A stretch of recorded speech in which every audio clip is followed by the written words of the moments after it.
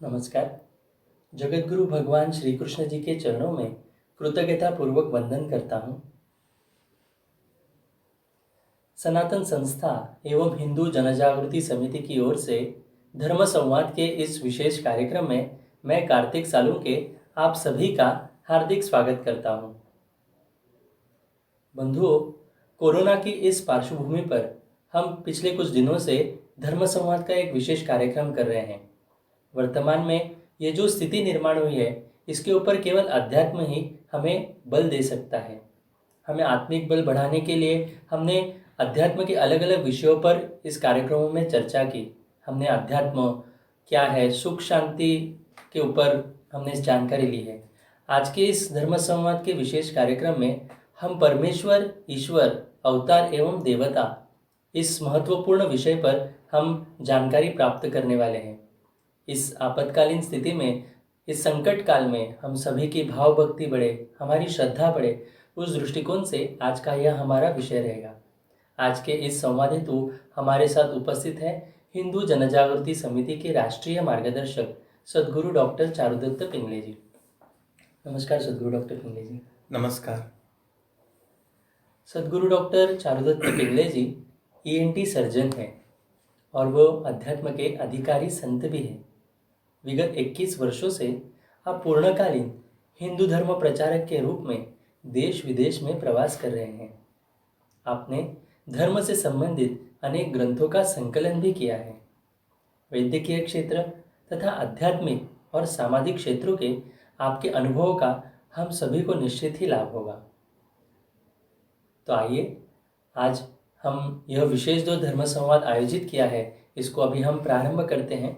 मैं इस धर्म संवाद को शुरू करने से पूर्व आपसे ये पूछना चाहूँगा कि बचपन से हमें पढ़ाया गया है कि ईश्वर एक है, परंतु सनातन धर्म में ईश्वर अनेक रूपों में पूजा जाता है, उसमें पूजा की जाती है। तो ऐसा क्यों है? इसके बारे में आप हमारे दर्शकों को बताएं।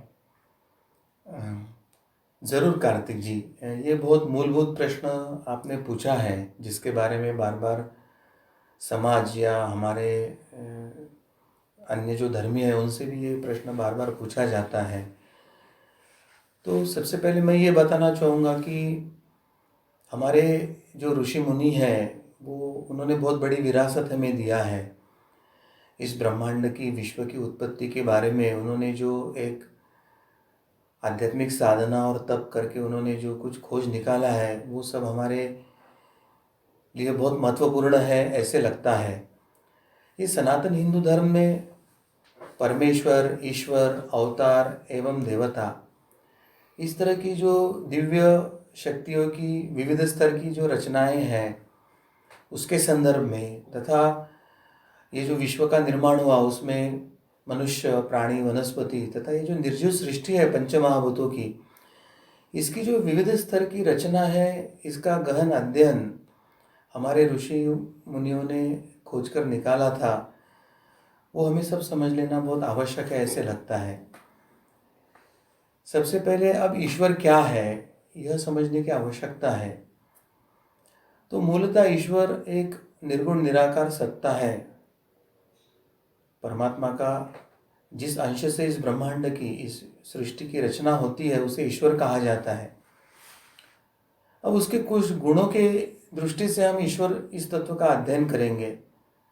तो सबसे पहले उत्पत्ति, स्थिति और लय, यानी ये ब्रह्मांड की उत्पत्ति करने वाला ईश्वर होता है, ये ब्रह्मांड का लय करने वाला ईश्वर होता है, और उसके बीच में जो उसकी लाखों वर्ष, अरबों वर्ष उसकी जो स्थिति होती है, उसको भी रखने वाला ईश्वर ही होता है।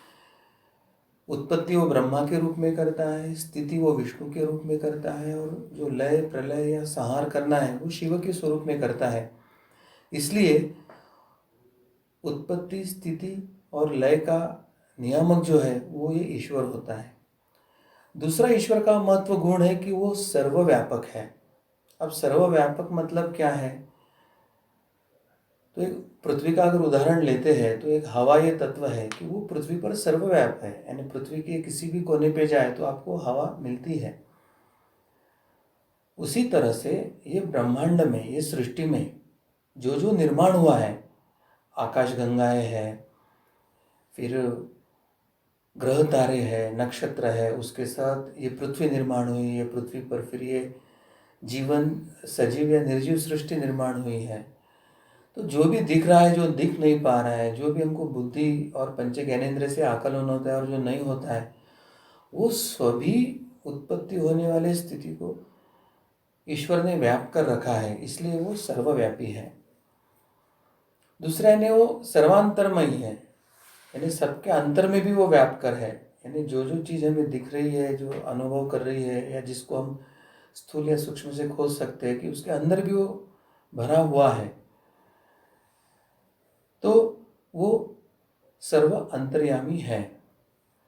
अब इस सृष्टि में विविध देवताओं का भी निर्माण हुआ है, विशिष्ट कार्य हेतु विशिष्ट देवताओं का निर्माण किया गया है। अब ये सभी देवताओं के देव यानी देवाधिदेव इस स्वरूप में भी ईश्वरी कार्यरत होता है, और प्रत्यक्ष में ईश्वर एक ही है, वो निर्गुण निराकार है, और वो अनेक रूपों में साकार और कार्यान्वित होता है। अब उदाहरण के लिए देखते हैं तो शैव संप्रदाय के दृष्टि से भगवान शिव का जो निर्बीज समाधि का रूप है वो परमेश्वर है, तो समाधि वाला जो रूप है वो ईश्वर है। और वैष्णव संप्रदाय की दृष्टि से देखा तो क्षीरसागर में जो शेषशयी पर विराजमान जो विष्णु है वो परमेश्वर है, तो भक्तवत्सल विष्णु जो है या कृष्ण है, राम है, ये ईश्वर स्वरूप है। अब सांप्रदायिक दृष्टि से देखा तो ईश्वर में ये भेद शिव या विष्णु के रूप में दिखते हैं, मगर प्रत्यक्ष में ये भेद नहीं है, ईश्वर एक है, यह हमें समझने की आवश्यकता है। और रामायण के एक प्रसंग में ये हमें स्पष्ट करने का प्रयास भी हमारे महानुभाव ने किया है। वाल्मीकि जी के रामायण में लिखा है कि प्रभु श्री रामचंद्र जी ने रामेश्वरम में शिव जी की पूजा किया, फिर सेतु का निर्माण करके लंका में जाकर रावण का वध किया। दूसरी तरफ स्वयं शिव जी हनुमान जी के रूप में अवतार लेकर प्रभु श्री रामचंद्र जी के अवतारी कार्य में प्रत्यक्ष सेवा के लिए आए हैं। तो इससे यह स्पष्ट होता है कि हरिहर यह भेद नहीं है, वो एक है, और वो जो एकत्व है वही ईश्वर है। और इसलिए सनातन धर्म में ईश्वर केवल एक ही है, यह हमें समझने की आवश्यकता है। जी सदगुरु डॉक्टर पिंगले जी, आपने हमें अभी ईश्वर क्या है इसके बारे में बताया, परंतु सनातन धर्म में यह भी बताया गया है कि परमेश्वर एवं देवी देवता इसका भी उल्लेख है। तो परमेश्वर और देवी देवता इनमें क्या अंतर है? देवी देवताओं के लोग भी होते हैं ऐसे बताया जाता है, तो यह परमेश्वर लोग क्या है, तो इसके बारे में आप हमें जानकारी दें। वर्तमान में केवल हिंदुओं में ही नहीं है, तो अन्य जो हमारा अध्ययन कर रहे हैं उन सभी के मन में परमेश्वर, ईश्वर, अवतार, देवता, इस संदर्भ में अनेक भ्रांतियां फैली हुई है। कोई इन्हें एक ही मानते हैं तो कोई इन्हें भिन्न भिन्न मानते हैं, ऐसी विचित्र स्थिति निर्माण हुई है। ये भ्रम निर्माण होने के लिए जितना अज्ञान या धर्मशास्त्र के ज्ञान का अभाव है, या धर्मशास्त्र की शिक्षा का अभाव है, या साधना का अभाव है, उससे भी बड़ा एक जो योगदान है, एक वैश्विक षड्यंत्र जो सनातन धर्म के ऊपर निरंतर वैचारिक और बौद्धिक आघात कर रहा है और हमारे धर्म के प्रति भ्रांतियां फैलाकर एक धर्म के तत्वज्ञान को नष्ट करने का प्रयास कर रहा है, ये षड्यंत्र भी इसके पीछे है। ये सबसे पहले हमें समझ के लेने की आवश्यकता है, क्योंकि कई बार अवतार जो होते हैं उनको भगवान कहा जाता है, रामकृष्ण जी को भी भगवान कहा जाता है, और कुछ जो साधक है, कुछ भक्त है, वो कभी कभी उनको देवता भी कहते हैं। अब इसके दो मुख्य कारण हैं। एक सबसे पहले कि कुछ जो हमारे साधना करने वाले ईश्वर प्राप्ति या मोक्ष के लिए प्रयत्नरत है, कुछ ज्ञान योगी होते हैं, कुछ हठ योगी, कुछ भक्ति योगी होते हैं। तो जो धर्म के अभ्यासक है, ज्ञान योगी है, जो धर्म के तत्वों का चिंतन कर रहे हैं वो ईश्वर को अनेक प्रकार से अध्ययन करना चाहते हैं और फिर परमेश्वर क्या है, ईश्वर क्या है, भगवान किसे कहते हैं, देवता क्या है, उनकी शक्ति का स्तर क्या है, उसमें तत्व का प्रकटीकरण कितना होता है, उनका कार्य क्या है, कितने समय तक कार्य रहेगा, इन सब का अध्ययन करते हैं तो फिर वो अवतारों को भगवान कहते हैं, वो एक ज्ञान योग के माध्यम से होता है। मगर सर्वसामान्य जो हमारे जीवन व्यतीत करने वाले आम लोग होते हैं वो भक्ति और भाव के मार्ग से जाते हैं तो वो भगवान को अपनी देवता मानते हैं, अपना भगवान मानते हैं, अपना इष्ट मानते हैं। तो उनके दृष्टि से भगवान देवता उस दृष्टि से भेद नहीं होता है और फिर कोई भगवान कहता है, कोई देवता कहता है और इससे जो एक भेद निर्माण होता है उससे भ्रम निर्माण होता है और फिर ऐसी भ्रांतियाँ फैलती है। तो इसके लिए संक्षेप में ये सब तत्वों के बारे में जानकारी लेना सभी के लिए आवश्यक है ऐसे मुझे लगता है और उसके लिए हमें प्रयास करना चाहिए।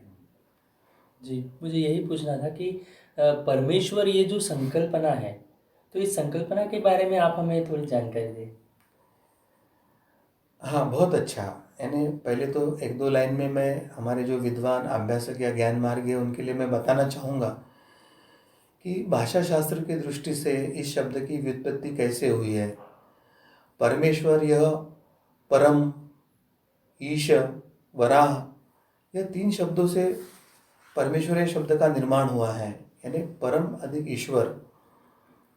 अब ईश शब्द का मूल अर्थ है कि जिसको सब जानकर लेने की क्षमता जिसमें है, जो जान सकता है, जो देख सकता है और ये गुणों के कारण जिसमें सर्वज्ञता आई है और जो दूसरों को शांति दे सकता है, ऐसे जो गुणों से युक्त है उसे ईश कहा जाता है। संक्षेप में ईश्वर शब्द का यही अर्थ निकलता है कि जो जान सकता है, जो समझ सकता है, जो सर्वज्ञ है और जो शांति देने में श्रेष्ठ है वो ईश्वर है। और परमेश्वर का एक ही अर्थ है कि ये जो देने में सर्वश्रेष्ठ है, यानी जो जानने में सर्वश्रेष्ठ है, सर्वज्ञता में सर्वश्रेष्ठ है और शांति देने में जो सर्वश्रेष्ठ है वो परमेश्वर है। अब परमेश्वर का ये वैशिष्ट्य है कि वो संपूर्ण ब्रह्मांड को यानी अनंत कोटि ब्रह्मांड को व्याप्त करता है। उसका विशिष्ट कार्य क्षेत्र भी नहीं है और विशिष्ट कार्य भी नहीं है। इसके कारण जैसे देवी देवताओं के लोक होते हैं वैसे परमेश्वर का कोई विशिष्ट लोक नहीं। तो ये अनंत कोटि ब्रह्मांड यही परमेश्वर का लोक होने के कारण उसको ऐसा कहा नहीं जाता कि भाई ये परमेश्वर का लोक है। तो संक्षेप में हमें यही समझने की आवश्यकता है कि परमेश्वर यह एकमात्र है, वह निर्गुण निराकार है, वह सर्वज्ञ है और शांति देने में वह सर्वश्रेष्ठ है। जी सदगुरु डॉक्टर पिंगली जी, आपने परमेश्वर इस शब्द के बारे में जो हमें यहाँ पर अभी समझाया, तो वैसे ही ईश्वर इस शब्द की संकल्पना क्या है तथा परमेश्वर और ईश्वर तो इनमें क्या भेद है, तो इसके बारे में आप हमारे दर्शकों को बताएं। बहुत अच्छा प्रश्न है। मतलब ये परमेश्वर इतना अनंत कोटि ब्रह्मांड को व्याप्त है तो परमेश्वर के जिस अंग से इस ब्रह्मांड या इस सृष्टि की निर्माण होता है उस अंग को ईश्वर कहा जाता है।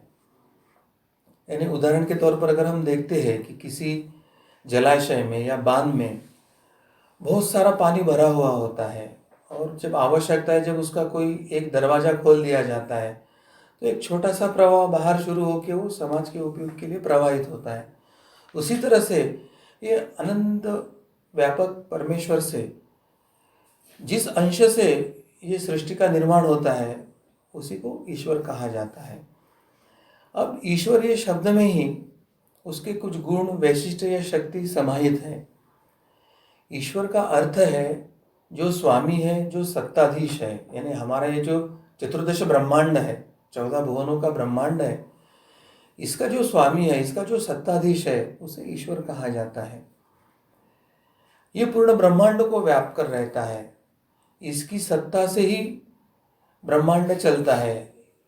जो ईश्वर ही है ये सत्ता, ये ब्रह्मांड का सत्ता का नियमन करता है।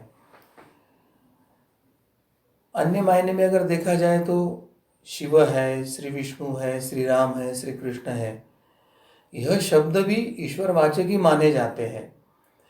उनकी शक्ति और कार्य का अधिकार ईश्वर स्वरूप ही है, परंतु ये नाम लेकर जब उच्चारण होता है उसमें एक सांप्रदायिक भाव की अभिव्यक्ति होती है, प्रकटीकरण होता है।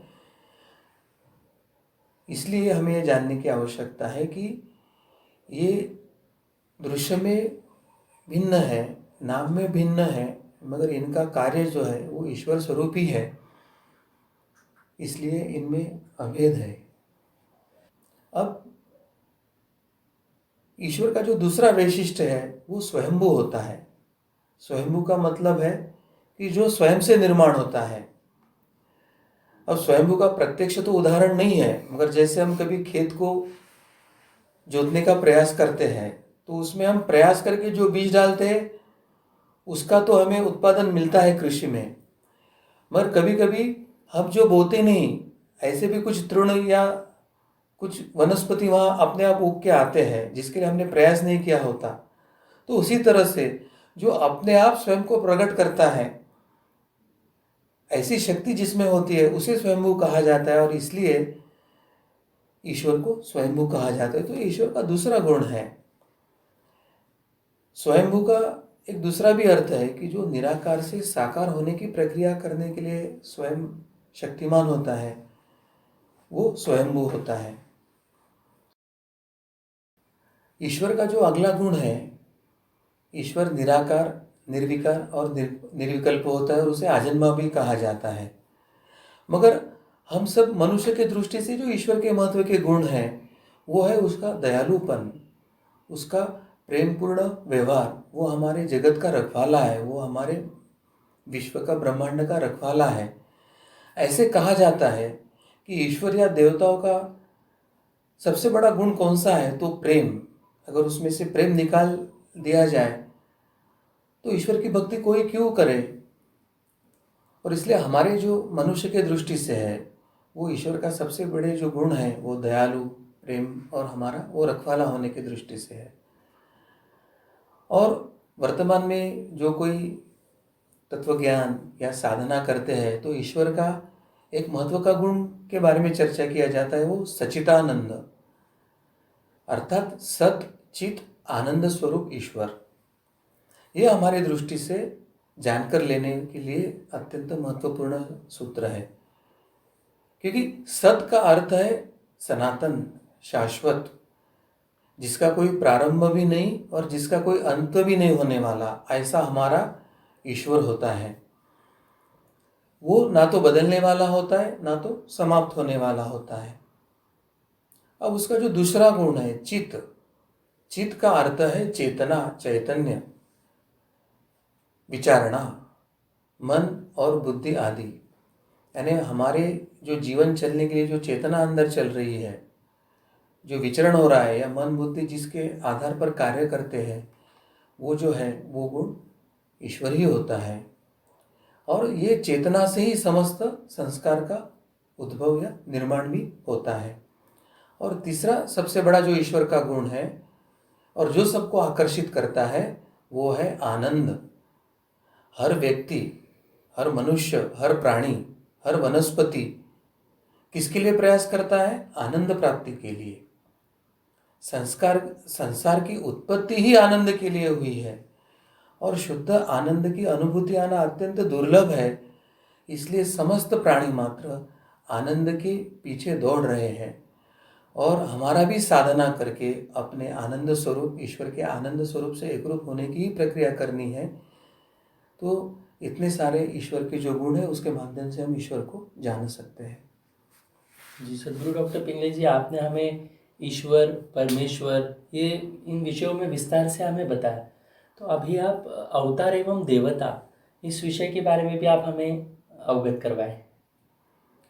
बहुत अच्छा प्रश्न है। यानी ये जो ईश्वर है, जो निर्गुण है, निराकार है, जो सच्चित आनंद स्वरूप है, उसे जब मनुष्य देह या प्राणी देह धारण करके जब प्रत्यक्ष कार्य करने के लिए भूतल पर अवतरित होने की इच्छा होती है और वो जब देह धारण करके भूतल पर आता है तो इन्हें अवतार कहा जाता है।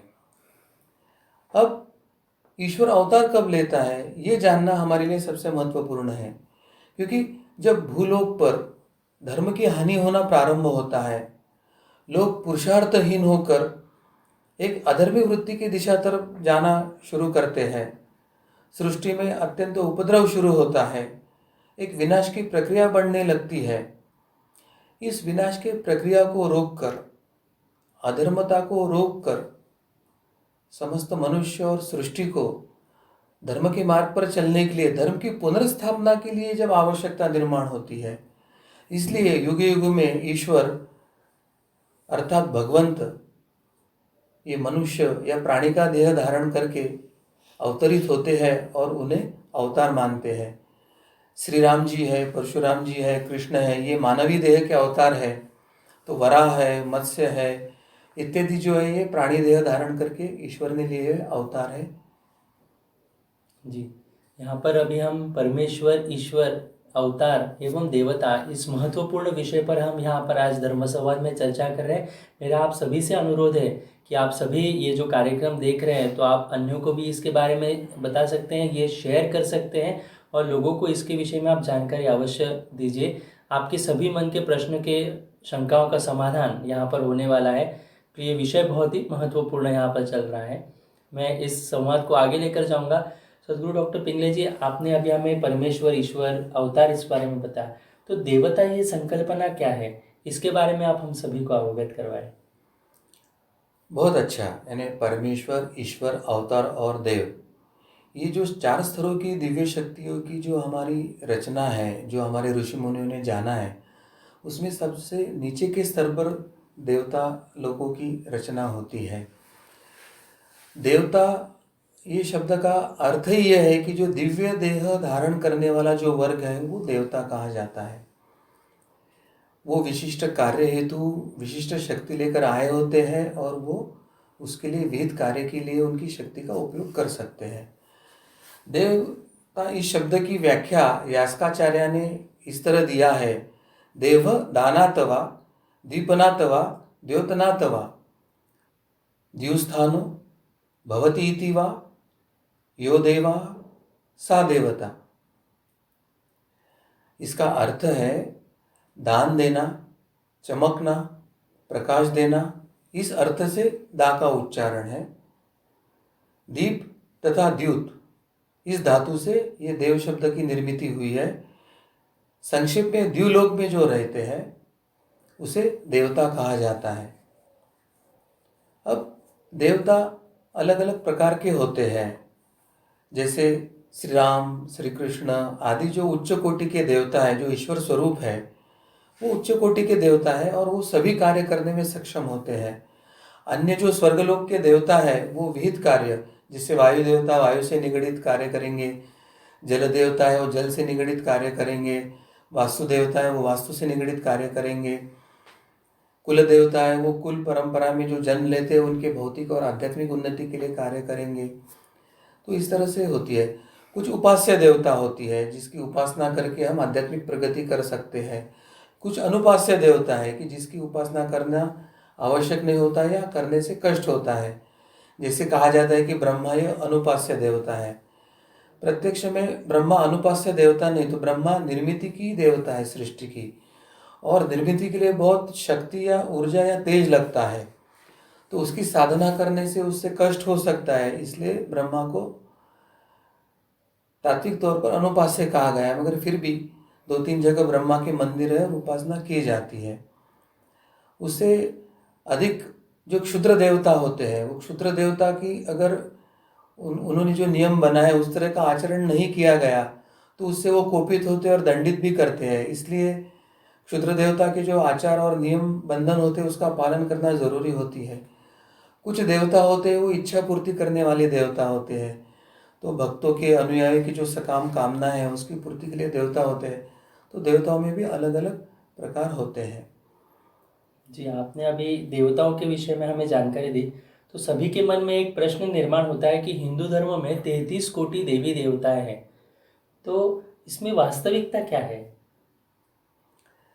सबसे पहले तो मैं ये बताना चाहूँगा कि हमारे सनातन धर्म ये हिंदू धर्म का जो वैशिष्ट्य है कि इन्होंने 33 कोटि देवताओं का मतलब जानकर उनके बारे में हमें ज्ञान दिया है। हमारे ऋषि मुनियों ने ये जो एक निराकार निर्गुण ईश्वर है वो कितने रूपों में कितने स्वरूपों में कार्य करता है उसका उन्होंने खोज कर हमें जो जो ज्ञान दिया है उसके मुताबिक हम ये 33 कोटि देवता की संख्या उन्होंने हमें बताई है। अब ये 33 कोटि देवता यानी क्या, ये हमने सुना है पढ़ा है मगर उसके बारे में हमें ज्ञान नहीं, उसका अध्ययन नहीं होने के कारण काफ़ी भ्रांतियाँ समाज में फैली हुई है। उसका कार्य कारण भाव और शास्त्र अगर हम जान लेते हैं और इनका महत्व भी हम समझते हैं तो ये शंका और भ्रम का निराकरण सहज संभव है। सर्वप्रथम देवताओं के हमारे नाम अलग अलग है और संख्या 33 कोटि है, परंतु सनातन धर्म ये एक ईश्वर एकेश्वरवादी ही है और ईश्वर एक ही है यह मानता है तथा अनेक देव देवियाँ जो है वो उसके अलग अलग कार्य रूप है। ये हमें सर्वप्रथम ध्यान में रखने की आवश्यकता है और इस अनुषंग से हम आगे जाते हैं। अब 33 कोटि देव है, इसका अर्थ क्या है? तो मुख्य जो देवता है वो 33 प्रकार के देवता है और 33 प्रकार के देवता के एक एक कोट गण या दूत होते हैं और इस हिसाब से देखें तो ये 33 कोट यानी 33 कोटि देवता होते हैं ऐसे कहा जाता है। अब कोटि यह जो संख्या है ये कोट शब्द का अनेक वचनी बहुवचनी अर्थ है।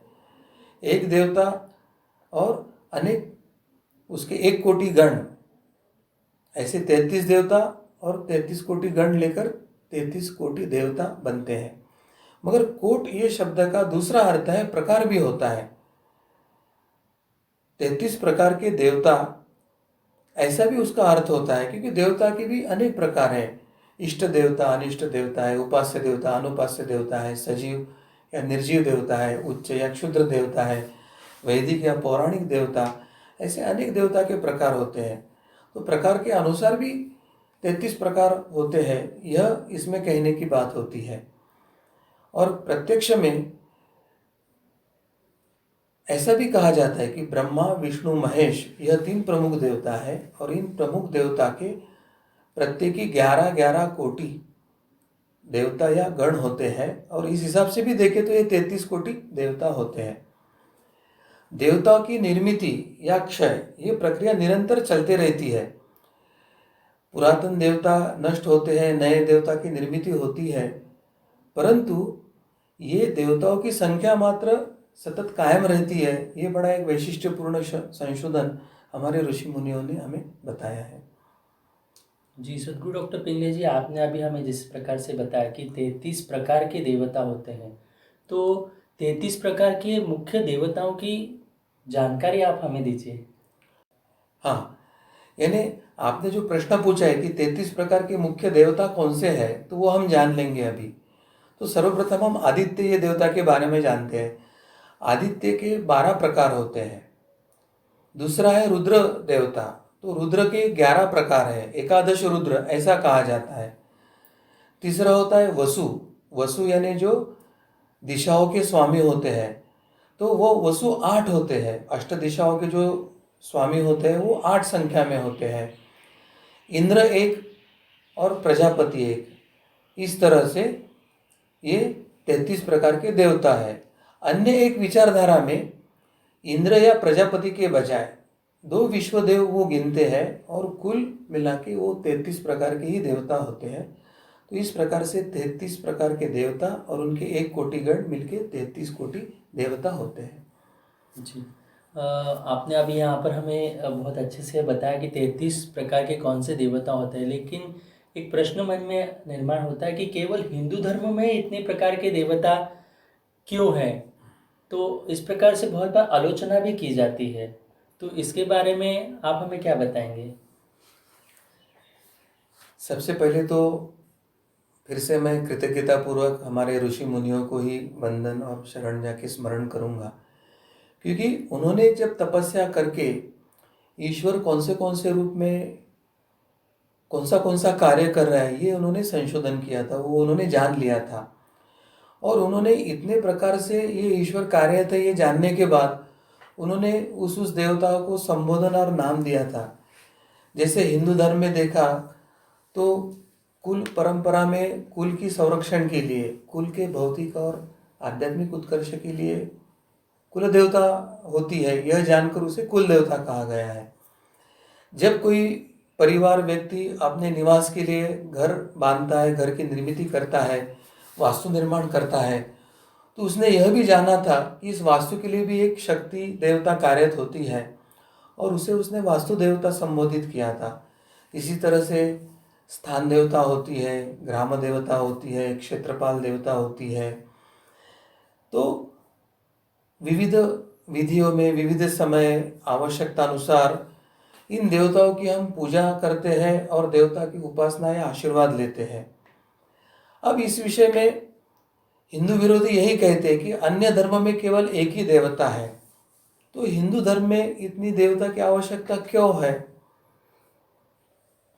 मगर उन्हें यह समझ में नहीं आता है कि देश में प्रधानमंत्री एक ही है और एक ही सत्ता है, परंतु प्रधानमंत्री से लेकर फिर प्रांत, प्रांत से जिला और जिला से तालुका और तालुका से ग्राम तक के, यानी ग्राम में ग्राम पंचायत से लेके जिला परिषद, महानगर पालिका, फिर विधानसभा और फिर लोकसभा, इस तरह की रचना करके अलग अलग कार्य के अनुसंग से, अलग अलग मंत्रालय के माध्यम से, अलग अलग प्रशासकीय व्यवस्था के माध्यम से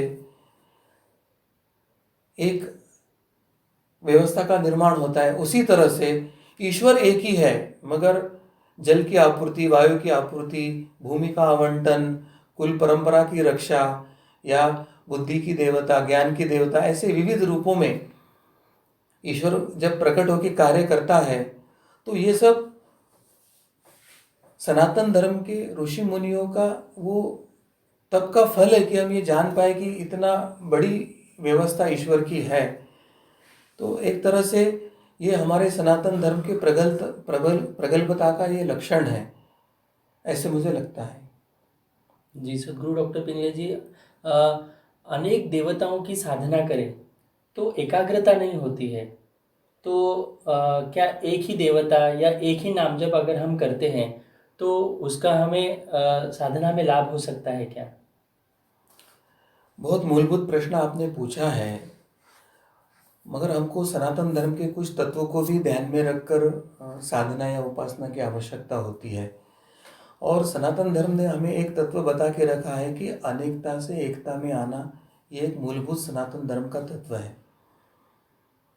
यानी ईश्वर एक ही है, जगत में जो जो भी दिख रहा है वो मात्र अन्य अनेक अनेक अनेक हमें दिखते हैं। हमको सब अनेक अनेक दिखता है, मगर सब ये अनेकता से हमें एक ईश्वर की तरफ जाना है, यह ध्येय लेके हमें प्रयास करना अपेक्षित है। और यह कैसे साध्य कर सकते हैं यह हम जान के लेंगे।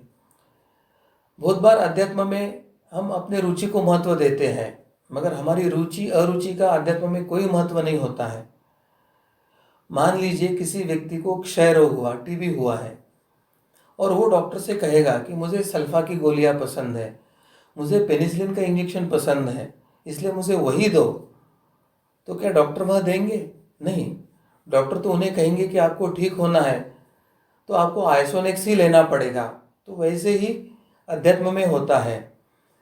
बहुत व्यक्ति को लगता है कि मुझे गणेश जी पसंद है, किसी को लगता है मुझे शिव जी पसंद है, किसी को लगता है मुझे साईं बाबा पसंद है, मगर अध्यात्म में रुचि अरुचि का कोई महत्व नहीं, उपयोग नहीं है। इसके परे जाकर जो शास्त्र जानकर साधना करता है, जो गुरु ने दिया हुए मंत्र को जाप करके गुरु कृपा से साधना करता है, उसकी आध्यात्मिक उन्नति शीघ्र होती है। तो इसलिए अनेक देवताओं से एक देवता के स्मरण में आना यह शास्त्र होता है। उसी तरह से पूजा घर में एक अड़चन होती है। हमारे पूजा घर में अनेक देवता होते हैं या एक ही देवताओं के अनेक फोटो या उसकी मूर्तियाँ होती है, उसके कारण हमारी जो भाव भक्ति है, पूजा है, उसमें एक अवास्तव समय भी लगता है और उसकी आवश्यकता भी नहीं होती है। हमें मूलतः कौन सी देवता की आवश्यकता है वो देखने की आवश्यकता है। हमारे पूजा घर में कुल देवता होना चाहिए, श्री गणपति होना चाहिए, कुलाचार अनुसार अगर बाल गोपाल आया है तो वो होना चाहिए, हनुमान जी या श्री अन्नपूर्णा माता, इतनी देवताओं की संख्या हमारे पूजा घर में आवश्यक होती है उतनी रख सकते हैं। इससे अगर ज़्यादा होती है तो वो हम किसी पास के मंदिर में दे सकते हैं, या कोई नया जीवन शुरू कर रहे हैं उनको आवश्यकता है उनको दे सकते हैं, या अगर नहीं है तो हम विसर्जित भी कर सकते हैं। मगर हम जो उपासना कर रहे हैं, हम जो साधना कर रहे हैं वो एकनिष्ठता से हमें करते आना चाहिए। जैसे उदाहरण के तौर पे देखते हैं कि हम कभी कभी पोथी भी पढ़ना शुरू करते हैं, तो किसी व्यक्ति को यह अहंकार निर्माण होता है कि देखो मैंने कितने पोथी के पाठ किया है, मैं कितना अच्छा भक्त हूँ। मगर केवल पारायण करने से यह सब प्राप्ति नहीं होती है, क्योंकि संत कबीर ने कहा है, पोथी पढ़ी पढ़ी जग मुआ, पंडित भय ना कोय, ढाई आकर प्रेम के पढ़े सो पंडित होए। यानी किसी ने बहुत पोथी पढ़ा और उसको यह है मगर उससे कोई पंडित नहीं होता अगर उसमें प्रेमी निर्माण ना हो तो किसी ग्रंथ का पाठ या पारायण करने के बजाय उस ग्रंथ में जो बताया है वो प्रत्यक्ष कृति और आचरण में लाते हैं तो हमें आनंद प्राप्ति या साधना में आध्यात्मिक उन्नति होना संभव होता है। भगवान के गुण गान की अपेक्षा करने के बजाय भगवान का नाम स्मरण ही सीधा हम करना शुरू करते हैं तो उसी से हमें साधना के लिए लाभ होता है। और हमें तो पता है कि हनुमान जी तो सतत श्री राम ऐसे ही जप कर रहे थे। उसी तरह से हम सभी को हमारी एक इष्ट देवता या जो कुछ गुरु मंत्र मिला है उसको पकड़कर हमें जाप करने की आवश्यकता है। जी सदगुरु डॉक्टर पिंगले जी, हमारे हर एक के घर में पूजा घर होता है, तो पूजा घर में हम देवी देवताओं की रचना किस प्रकार से करनी चाहिए, इसके बारे में आप हमें। वर्तमान में एक गलत परंपरा शुरू हो गई है। कोई किसी तीर्थ क्षेत्र में जाता है, भगवान की मूर्ति या फोटो लाता है और सबको बांट देता है। किसी के यहाँ कोई त्यौहार है या कोई शादी ब्याह है, व्यक्ति जाता है देवता की मूर्ति या फोटो लेके आता है, उनको भेंट देता है और फिर व्यक्ति भ्रमित होके उसको अपने पूजा घर में रखना शुरू कर देता है। पूजा घर में जब भीड़ भाड़ शुरू हो जाती है फिर उसको दीवार पे टांगना शुरू कर देता है और प्रत्यक्ष में उसका मनोभाव से पूजा करना, तस्वीरों को प्रतिदिन पोंछना, भाव भक्ति से उसकी पूजा करना उसको संभव नहीं होता है और उसके कारण उसको देवताओं की कृपा नहीं मिलती है। तो अब इसमें क्या करना चाहिए, पूजा घर में रचना कैसी होनी चाहिए या पूजा घर में देवता कितनी होना चाहिए। तो एक सत्संग में क्या हुआ था, एक महिला आई थी और उसने बताया कि उसे पूजा करने के लिए 7 घंटे समय लगता है और उसके लिए वो सवेरे 2 बजे उठती, नहाती धोती, 3 बजे से पूजा शुरू करती है, तब जाके सवेरे 8-9 बजे तक की उसकी पूजा होती है और फिर उसके दिन के कार्यक्रम शुरू होते हैं।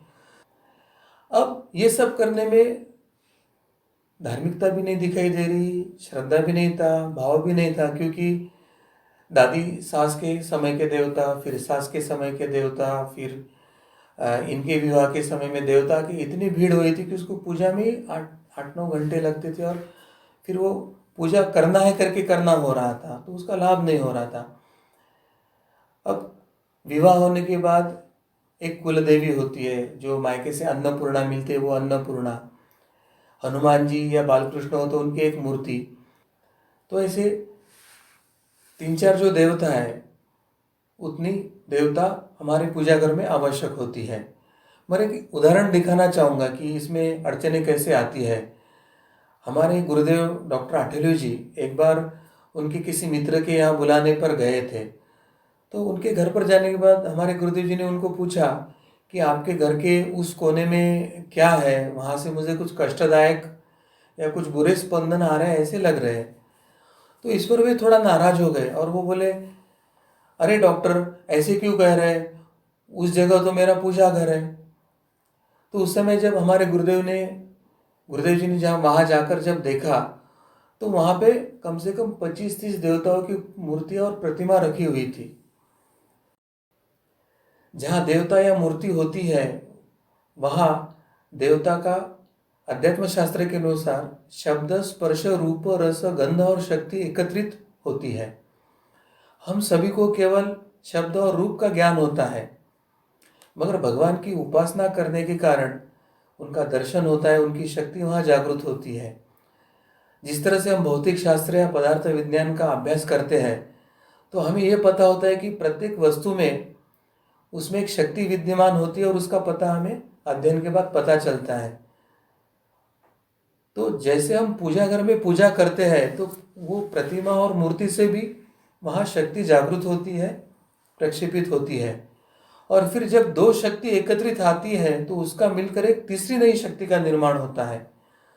तो पूजा घर में अगर 25-30 मूर्तियाँ और प्रतिमा है और एक साथ उनसे शक्ति निर्माण हो रही है, तो उसकी जो एकत्रित शक्ति निर्माण हुई वही कष्टदायक हुई थी। यानी पूजा घर था, वो पूजा करने का प्रयास भी कर रहे थे, मगर उसका परिणाम कष्टदायक स्पंदनों में हुआ था।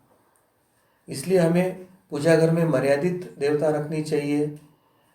जिसे गुरु प्राप्ति हुई हो, उन्होंने केवल गुरु की तस्वीर रखी तो भी चलता, या घर में अगले पीढ़ी को शिक्षा देने के लिए जो कम से कम आवश्यक है, जैसे अन्नपूर्णा माता है, बालकृष्ण है, हनुमान जी है, या आप किसी इष्ट देवता है, देवी माता है, तो उनकी आप रख सकते हैं।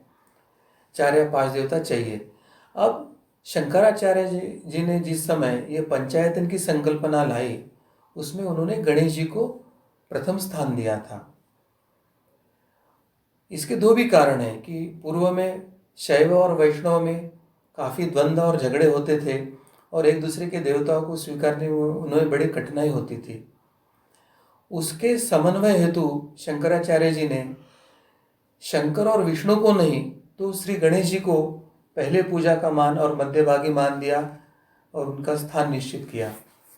मगर अध्यात्म शास्त्रीय विश्लेषण इसका ये है कि गणेश जी जो है वो नाद भाषा और प्रकाश भाषा को जानते हैं, और हम जो पूजा पाठ या मंत्र या प्रार्थना या उपासना करते हैं वो नाद भाषा में होती है, वो प्रकाश भाषा में रूपांतरित करके देवताओं तक पहुंचाने का कार्य गणेश जी करते हैं। इसलिए सभी पूजा में श्री गणेश पूजन पहले होता है। दूसरी बात है कि गणेश जी के पूजन के कारण सभी दिशाएं मुक्त होती है और हम जिस देवता को आह्वान करते हैं उस देवता को वहाँ आना भी संभव होता है। तो इसके कारण गणेश जी को एक प्रकार से दुभाषियों का काम और दूसरी तरह से दिशाओं को मुक्त करके देवताओं का रास्ता खुला करवाने के लिए मध्यभागी उनको स्थान देना आवश्यक होता है। दूसरी ओर गणेश जी के दाई ओर पुरुषवाचक देवताओं रखना चाहिए। समझो कुलदेव है तो कुलदेव है, हनुमान जी है या श्री राम जी है, जो भी देवता है। और गणेश जी की बाई ओर स्त्रीवाचक देवता, उदाहरणार्थ कुल देवी है, अन्नपूर्णा देवी है, उनको बाई ओर रखना चाहिए।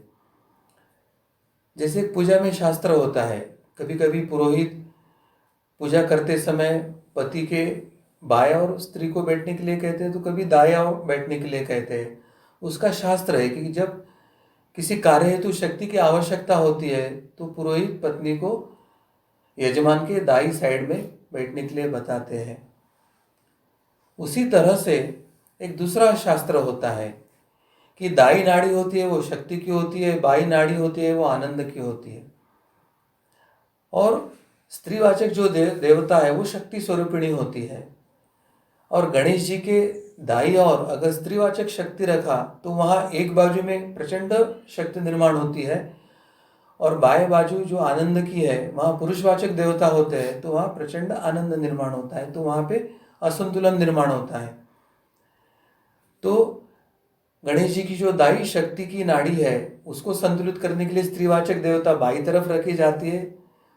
तो गणेश जी की दाई नाड़ी शक्ति का प्रतीक है, तो बाई और स्त्रीवाचक देवता शक्ति, तो वो संतुलन हुआ।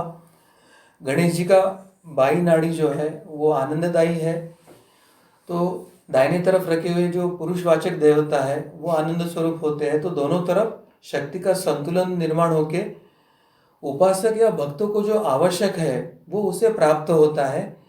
इस तरह की पूजा की रचना का शास्त्र हमारे धर्मशास्त्र ने बताया है। तो ये सनातन के जो ग्रंथ प्रकाशित हुए हैं उसमें इसके बारे में बहुत सविस्तर जानकारी दिया है। इस तरह से अगर संतुलित और शास्त्र जानकर पूजा घर की रचना करने का अगर हम प्रयास करते हैं तो उपासक को बहुत लाभ होता है, ऐसे सबको अनुभव है। धन्यवाद सद्गुरु डॉक्टर पिंगले जी।